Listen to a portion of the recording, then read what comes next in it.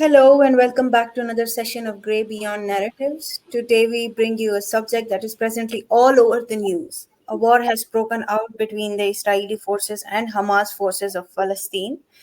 Hamas fired rockets towards Israeli town on 8th October and broke through the heavily guarded border fences of Israel, entered Israel towns and killed many civilians, soldiers, and also took hostages. After 2 days of struggle, Israeli soldiers have taken back the territory with apparently many bodies of the Hamas soldiers. The number they claim is about 1,500 bodies. Israel has launched its Operation Swords of Iron against the Hamas and have asked civilians to leave their houses and is focusing on areas in Gaza that are suspected to be Hamas territory. The United States sent warships and fighter jets to support Israel against Hamas. Joe Biden deployed USS Gerald R. Ford, the Navy's most progressive aircraft carrier, six other ships, and a number of advanced jets to Israel in support. Iran have been actively supporting Hamas, calling it a brave and smart attack. The world is divided in support, and different countries are supporting Israel or Hamas. The death toll has surpassed 1,100 in Israel, while on Palestinian side, it have reached around 2,000.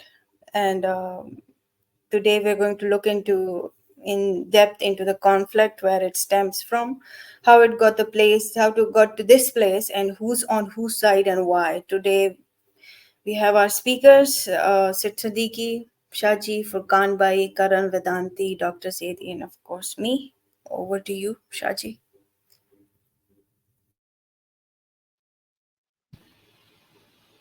Thank you very much. Nice to speak on this subject again. After a long period, as everyone knows, there has been an escalation, and a lot of people have basically stated that what is being said and what's being done uh, is a gray area. But if it's a gray area, my questions are going to be pretty layered today. They're going to be layered in the sense that if Hamas is a terrorist organization, which it clearly is, and it has gone out and carried a terrorist attack, but what is about to occur as on behest of United States, the EU countries, on behalf of Israel, what would you classify that as? And we're going to look at this two-tier conflict in this manner. And we shall go from that moving forward. We basically going to try and look into this in a deeper way. So I'm going to pass the perspective on and want to know what opinion Dr. Zedi carries. And then we're going to have an overall from Karan as well, and various other people. And then we'll go through various occurrences which have occurred. Obviously, Dr. Furqan is with us as well. So that's the basic thing. We want to actually today kind of analyze in a sincere manner rather than picking a side, actually analyze what is going on strategically, geopolitically, regionally, and in terms of is this a geopolitical thing? Is this a micro thing? Is it an abstract thing? Or at the end of the day, is it even a religious thing? So Dr. Zedi, over to you. आप बात करना start करें तो फिर आगे conversation develop होती है तो हम आगे उसके अंदर देखते हैं. Go ahead. असल में देखिए, ये एक बात हो रही थी कि हमास ने अटैक किया और ये बात हो रही थी ना कि इसराइल का उसका रिस्पॉन्स आया है, फिर ऐसे है। मेरा जो ओपिनियन इसमें ये है, मैं ये समझता हूँ कि ये शायद यार ये एक नेचुरल फ्लो है इस कॉन्फ्लिक्ट का। ये जो हो रहा है ना, ये होना ही था बिल आखिर। ये थोड़ा-सा इसमें एक चीज़ हम थोड़ा-सा इसमें एक मिसिंग लिंक जो है ना, वो ये है कि आप देखें इस खेल में कुछ नए खिलाड़ी दाखिल हो रहे हैं, कुछ न्यू प्लेयर्स दाखिल हो रहे हैं। शायद इस वजह से ये आपको इतनी ज़्यादा इसकी जो है ना इंटेंसिटी नज़र आ रही है। ये एक थोड़ा-सा है। देखिए हम हमास को टेररिस्ट कह दें, इसराइल को टेररिस्ट कह दें, बात यहीं पर खत्म नहीं हो जाती। हमें ये देखना होगा कि आखिर कॉन्फ्लिक्ट कहाँ से शुरू हुआ है, किस तरीके से है और क्या इसकी वजूहात हैं? क्या ऐसा यहाँ तक यहाँ आज जो हम ये इतनी इंटेंसिटी देख रहे हैं, ये ऐसा क्यों हुआ है? ठीक है, एक तो ये वाली बात है। इसके पीछे ज्यूइश डायस्पोरा की कहानी तो है ही है। वो तो अपनी जगह मौजूद है, उसकी डिटेल्स में जाना शायद इतना मुनासिब ना हो। लेकिन थोड़ा-सा अगर हिस्टोरिकली हम देखें तो कुछ एक ज्यूइश ग्रुप था जिसको ज़ायनिज़्म के नाम से कहा जाता है। उन्होंने ये कहा कि एक स्टेट होनी चाहिए इस्राएल नाम की इन इलाकों में जो कि आप कहते हैं यूफ्रेटिस और नाइल के दरमियान का जो इलाका है, इसमें एक ज़ायनिस्ट स्टेट होनी चाहिए। अच्छा अब in the in this meaning के बहुत सारे लोग जो जुडाइज़्म पर बिलीव रखते हैं, वो कहते हैं कि एक सॉवरेन स्टेट का कोई तसव्वुर नहीं है जुडाइज़्म में।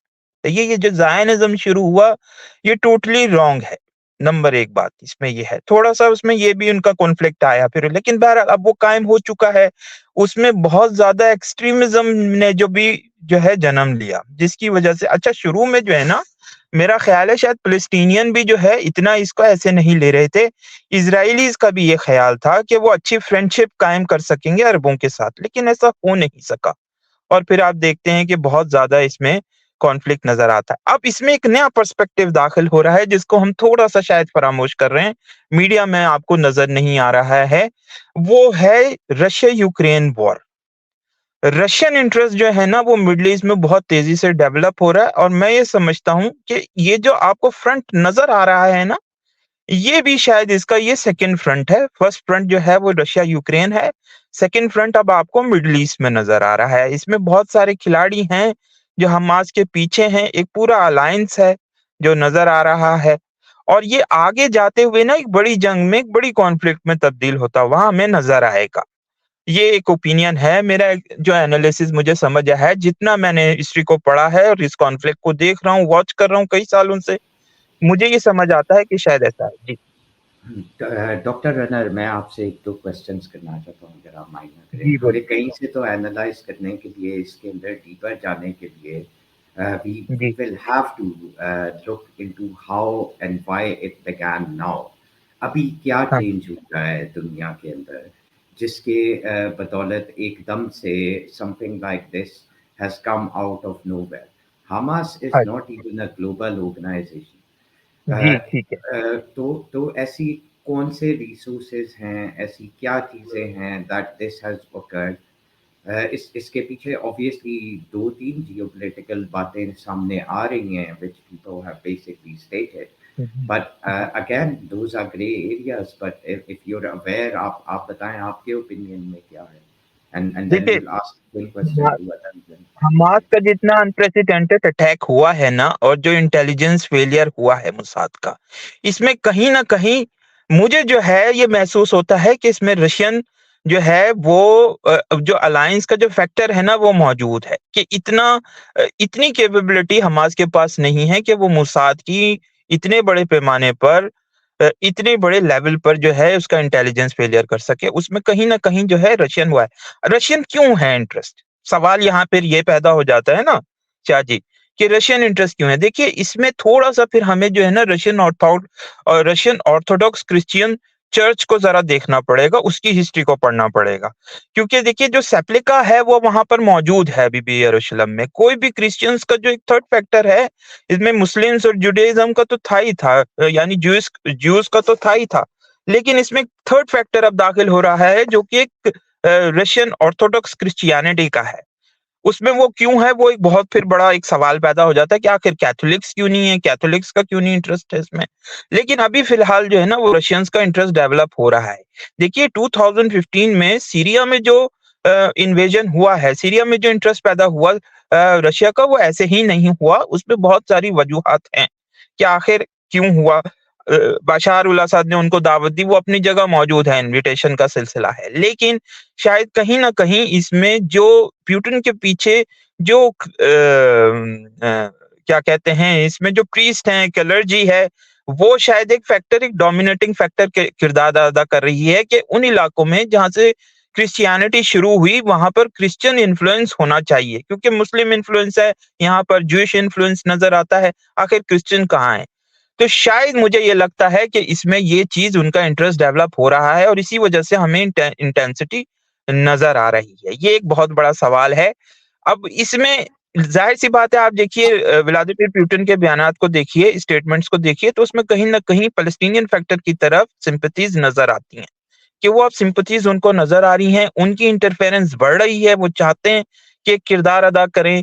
यूक्रेन वॉर में उन्होंने सब कुछ किया है। इस पे पीछे आप देखें तो आपको ईरान की उनको बिल्कुल सपोर्ट नजर आती है। ईरान एक बहुत बड़ा फैक्टर है जो कि नजर आ रहा है। इसके साथ साथ हिजबुल्लाह भी है, लेकिन अगर आप इन द होल रन देखें तो यूक्रेन में भी आपको ईरान के साथ बड़ा ही कोऑपरेशन नजर आएगा। मसलन शाहिद ड्रोन्स जो सप्लाई किए ईरान ने रशिया को, उन्होंने एक बहुत डोमिनेटिंग फैक्टर रोल प्ले किया है यूक्रेन वॉर में। तो वो एक चीज नजर आ रही है आपको कि ये एक साफ वो है, कोऑपरेशन है।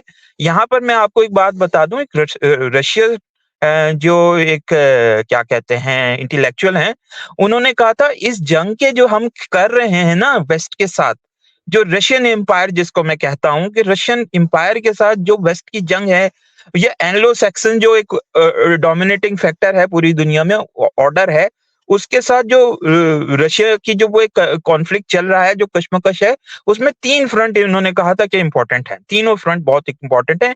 एक कैस्पियन फ्रंट बहुत इंपॉर्टेंट है जो कि ईरान के रास्ते से जाता है। दूसरा जो है ये यूक्रेन वॉर जो आप देख रहे हैं ना, कि ये उसका वो है। और तीसरा फ्रंट जो है ना, वो मिडल ईस्ट को, सीरिया को और इनको करार देता है कि ये है। ये भी एक बहुत इंपॉर्टेंट हो गया। और ये मैं आपको बता रहा हूँ, करीबन उसने 7 या 8 साल पहले ये बात की थी। अब वो आपको चीज होती हुई जो है ना ऑन द ग्राउंड नजर आ रही है कि ये भी एक फ्रंट है, इसी उसका जो एक बिग वॉर में तब्दील हो रहा है। वर्ल्ड वॉर 3 का एक सिनारियो है, पूरा एक स्टेज है जो तैयार हो चुका है।